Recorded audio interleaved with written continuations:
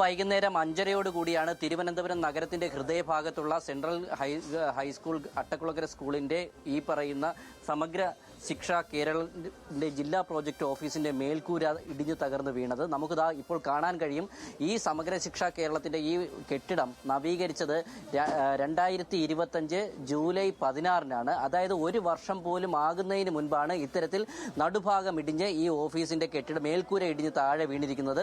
വലിയൊരു നാശനഷ്ടമാണ്, വലിയൊരു അപകടമാണ് ഒഴിവായത്. 5:30 ശേഷമാണ് ഇത്തരത്തിലൊരു അപകടമുണ്ടായത്. അതുകൊണ്ട് തന്നെ ജീവനക്കാരോ വിദ്യാർത്ഥികളോ ഒന്നും ഇവിടെ ഇല്ലാതിരുന്നു.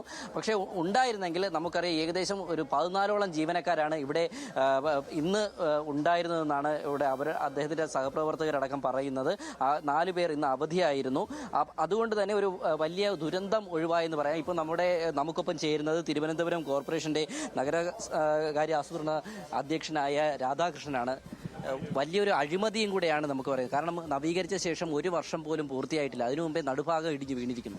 അല്ല, ഇത് വളരെ വ്യക്തമല്ലേ. 2020 ഈ മന്ദിരം 1,70,00,000 രൂപ ചെലവഴിച്ച് പുതുക്കി പണിത് പൈതൃക മന്ദിരമാണെന്ന് പറഞ്ഞ് ഇത്രയും തുക ചെലവഴിച്ച കെട്ടിടം 2025 വീണ്ടും പുതുക്കി പണിതിരിക്കുകയാണ്. അത് കാണാമല്ലോ, 2 കല്ലുകൾ ഇവിടെ ഉണ്ടല്ലോ. അപ്പൊ 6 കൊല്ലത്തിനിടയ്ക്ക് എത്ര കോടി രൂപയുടെ അഴിമതിയാണ്, ഭീകരമായ അഴിമതിയാണ്. അന്ന് വിദ്യാഭ്യാസ വകുപ്പാണല്ലോ ഇതെല്ലാം ചെയ്തത്. വിദ്യാഭ്യാസ വകുപ്പാണ് ഇതെല്ലാം ചെയ്തത്. അപ്പൊ അതിന്റെ ഉത്തരവാദിത്വം ആർക്കാണ്? ഇന്ന് ഞങ്ങളെ സംബന്ധിച്ച് ഇത് വൈകുന്നേരം തകർന്നു വീഴുമ്പോഴാണ്. ഈ കെട്ടിടത്തിന്റെ പൈതൃക മന്ദിരമാണ്, ഇതിന് പരിശോധന പാടില്ല, ഇത് ദുർബലമാണെന്ന് ആരൊക്കെയോ പറഞ്ഞപ്പോഴും പൈതൃക മന്ദിരമാണ്, വേണ്ട തൊടണ്ട എന്നാണ് പറഞ്ഞതെന്നാണ് പറയുന്നത്. അപ്പോൾ ഇത് വലിയ അഴിമതിയാണ്, ഇത്രയും കോടിയുടെ അഴിമതി.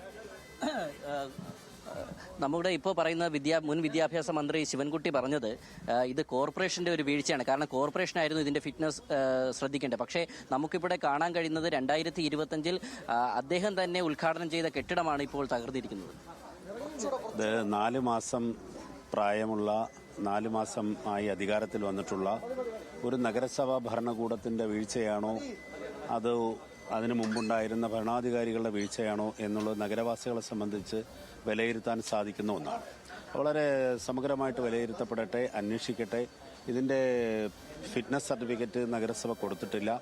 ഇതൊരു ഓഫീസ് കെട്ടിടമായിട്ട് അവരുടെ സമഗ്ര ശിക്ഷ കേരളം എന്ന ഒരു പ്രോജക്റ്റ് ഓഫീസായിട്ടാണ് ഇത് പ്രവർത്തിക്കുന്നത്. ആ പ്രോജക്റ്റ് ഓഫീസ് പ്രവർത്തിക്കാൻ അനുമതി വാങ്ങിയതും പ്രവർത്തനം ആരംഭിച്ചതും അതിന്റെ ശിലാഫലകവും അതിൽ ആരൊക്കെ പങ്കെടുത്തു, എത്ര രൂപയാണ് അതിന്റെ ചെലവ്, ഇതിന്റെ ഡീറ്റെയിൽ ആയിട്ടുള്ള കാര്യങ്ങൾ ഇവിടെ തന്നെ പതിപ്പിച്ചു വെച്ചിട്ടുണ്ട്.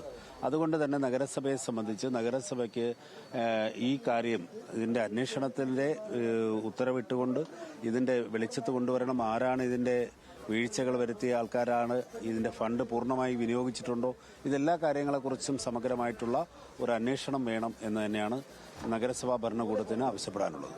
നമുക്കിപ്പം ചേർന്നത് MR ഗോപനാണ്, തിരുവനന്തപുരം കോർപ്പറേഷന്റെ പൊതുമരാമത്ത് സ്റ്റാൻഡിംഗ് കമ്മിറ്റി ചെയർമാനാണ്.